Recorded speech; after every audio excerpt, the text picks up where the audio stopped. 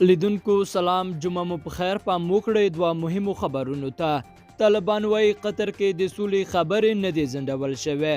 د افغانستان سولې د دویم پړاو له پیل څخه څو ورځې وروسته یو شمېر کورنیو او بهرنیو رسنیو خبر خپور کړ چې بین الافغاني خبرې اترې د امریکا د منتخب ولسمشر جو بایډن د نوي حکومت تر پیلېدو پورې ځنډول شوي دي. خو په قطر کې د طالبانو ویاند محمد نعیم وردګ ویلي چې د افغانانو ترمنځ د سولې خبرې اترې نه دي ځنډېدلې او د دواړو لورو د تماس ډلې له یو بل سره په جریان کې دي. نوموړي ویلي په هیڅ ځای کې د مذاکراتو مجلسونه روزمره او دوامداره نه وي، ځکه کله کله خپل منځي مجالسو ته هم اړتیا پیښیږي. د افغان حکومت مرکچی پلاوي او د ملي مصالحې عالي شورا بیا تر اوسه په دې اړه څه نه دي ویلي.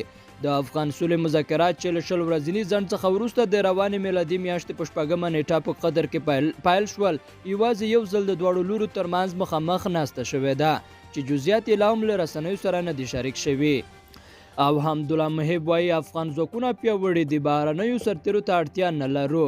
د ولسمشر د ملي امنیت سلاکار حمدالله محب وایي چې افغان ملي امنیتي ځواکونه پیاوړي دي او کولی شي چې په یوازې ځان د هیواد امنیت وساتي، نو پر همدې بنسټ بهرنیو ځواکونو ته هیڅ اړتیا نشته.